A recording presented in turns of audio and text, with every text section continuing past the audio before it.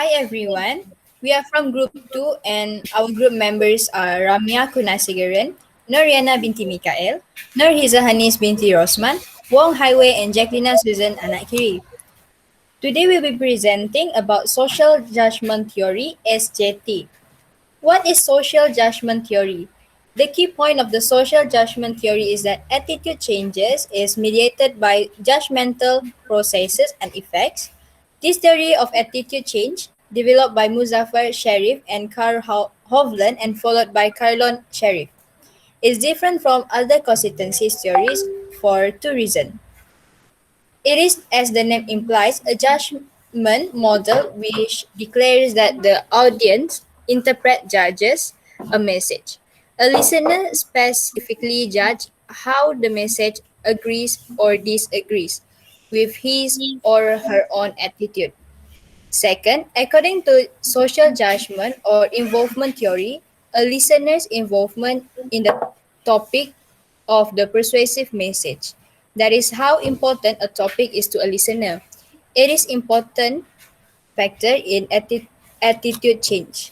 In simple word of explanation, social judgment theory explains how two peoples can react so differently to the very same message.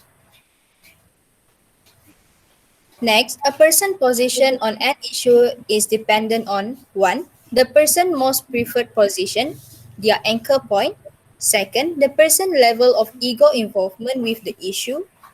And number 3, the person's judgment of the various alternatives spread across their latitudes of acceptance, rejection, and non commitment.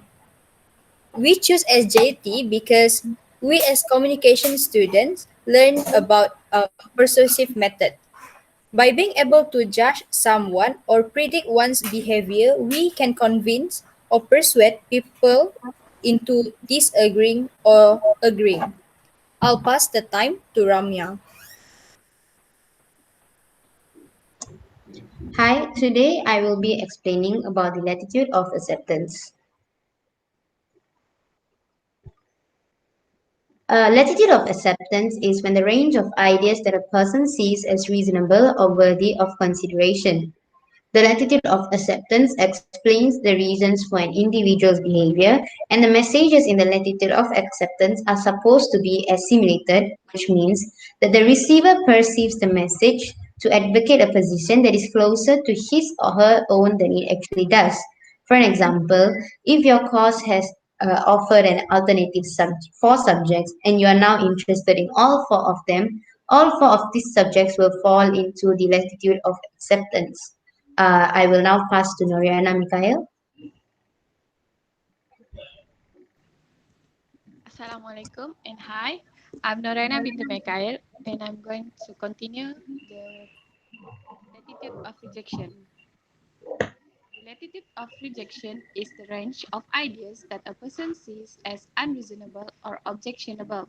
It is include message positions that the person actively rejects as wrong and also a measure of ego involvement.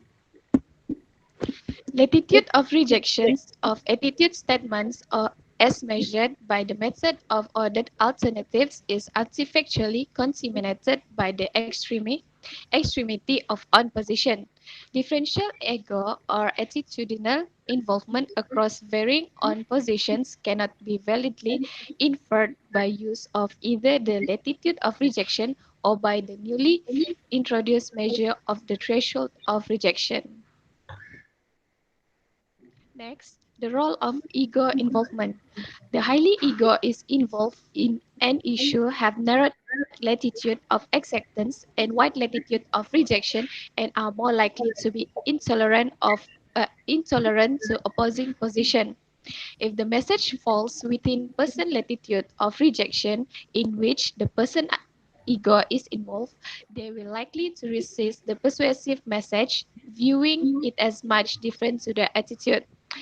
The evidence for an interpretation of ego involvement studies as an indicant of individual trait is provided by Glicksman and Powell. Glicksman assessed ego involvement by the number of categories used in an on-categories procedure. The subject sorted statement in three different like objects, war, and self, that selected on a prior basis to represent widely divergent levels of ego involvement. That's all from me. So I'll pass to Izahanis. Hi and Assalamualaikum everyone. I will explain about latitude of non-commitment.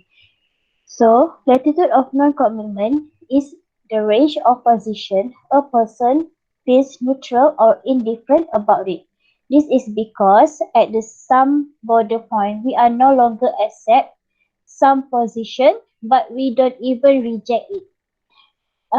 This explain which we have no real opinion. For example, this person thinks that abortion is a murder, but is a murder, so it should be illegal. But at the same time, they think abortion should be okay for the first trimester. But then they also think that the woman that want to do abortion should discuss it first with the doctor about the timing for the abortion. This shows that the person really don't have the real opinion uh, or they feel neutral about it. That's it from me. Hi everyone, so I will be explaining about the conclusion. So in conclusion, social judgment theory explains a great deal of human behavior. Its latitudes of acceptance, rejections, and non-commitment serve as a map of our attitudes that serves useful in communication. The theory allows us to visualize changes in worldview or on a scale, making the study of persuasion, its successes and failures, and its best practice easier to grasp and to study. The concept of the anchor is a useful representation of our core beliefs and how they can change over time and through persuasion. When internalized, social judgment theory can help us navigate a wide of communication scenarios, from interpersonal conversations to public presentations, and from advertising to business negotiations. It is useful for content creators and can improve our ability to craft messages for maximum tools. So, social judgment theory overall acts as an valuable tool in communication.